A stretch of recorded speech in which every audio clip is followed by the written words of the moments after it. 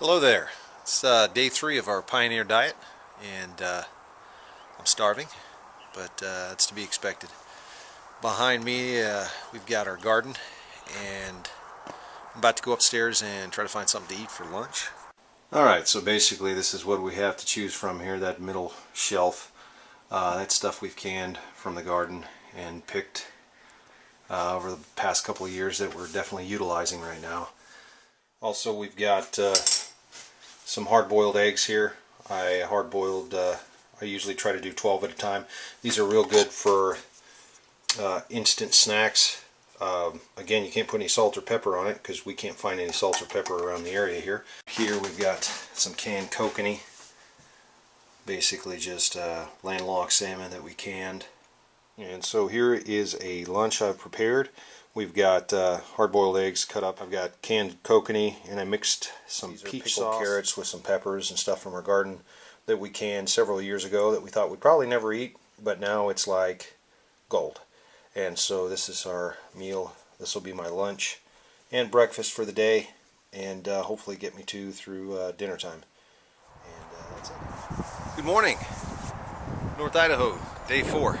I'd like to take you on a quick tour of scrounging for food around the property, what I kind of my routine, what I do every morning to kind of gather what we've got, the resources around here.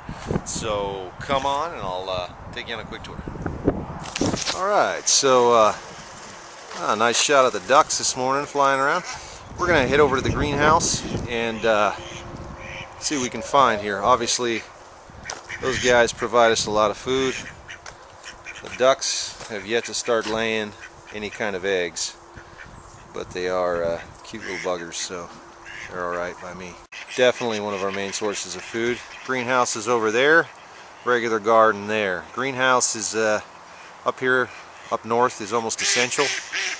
That way you can start your crops in February or March.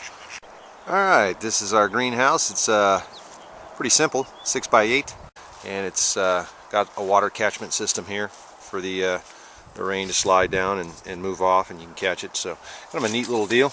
But anyway, Karen's moved a lot of the stuff out to the garden already, but this is what's in here still. A lot of herbs, and it looks like some tomatoes back here as well. And if I want to try to cook with something, I've got stuff to use. Looks like parsley, oregano there. So let's head out to the garden and see if we can find some stuff for our stew that we're making this morning. There's some peppers that might be ready, so I think I'm going to pick 1 or 2 of those. Hopefully Karen won't be too mad at me. I think I could say one of these would be ready enough for just to cut up in a stew, just to add a little flavor. We've got some corn and everything else, but again, that won't be ready for a while. This is where we get our strawberries from. This is our scarecrow. It's a mean bugger right there. Doesn't really work though. And this is where our wild strawberry patch is, and so we get strawberries from here. Karen had to put a bird net over it because the birds come all the time and eat it. And this is our moose barrier. Dang it. Alright, doesn't work as well as it should. Let's pick some peppers and head up to the chicken coop. Looks like we got every day we get anywhere from, 1 egg per chicken is about what you get.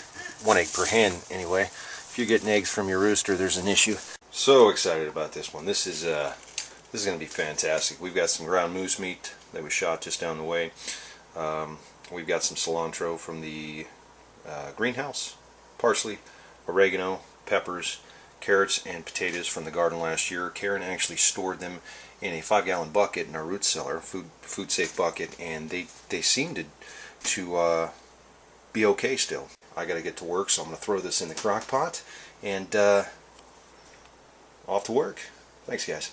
It's day 6, and just had lunch, and I'm feeling pretty rough. We've been eating okay, probably 500 to 600 calories a day, I would think. Our fish has been a good standby, so have our eggs. But we're running out of kokanee quickly. The eggs are going quickly. Definitely lost some weight. Day 6, and It's a lot harder than I thought.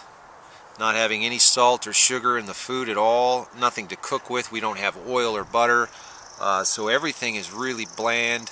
But I will say this, it is absolutely delicious when it touches my mouth because I am just starving. So this is tough. Hopefully this weekend, today's Thursday, we can really gather a lot of food. I did slow cook some elk last night, and we didn't really eat it. It was just to get us through until Friday night, so we can have something quick to eat. It's in the fridge. I did have some for lunch, as well as some kale wrapped with kokanee, and boy, it was good, and some hard-boiled eggs. And we are scheduled to pick some cherries over at my Aunt Kathy's house, and I am really looking forward to that. Hopefully I can get buckets and buckets of it, and then we're going to eat cherries until the sun comes up. Day 7 here. Well, tomorrow morning will be officially 1 week, but we're in day 7 right now. It's Friday, and my wife is experimenting in the kitchen. Let's go take a look. So what do we have here, babe? I took the pieces of kale that we had and soaked them in the juice from the pickled squash. And then I baked them in the oven at 350 for 10 minutes so we could have something crunchy, and it will give the illusion of salt. They're very good. Try one. Tell me how it tastes. You hear the crunch? And they're salty? Salty to me, but I haven't had salt in 7 days. I'm so excited. But they're awesome. Delicious. They're like a chip. I too just ate my first kale chip, and unbelievable. So good.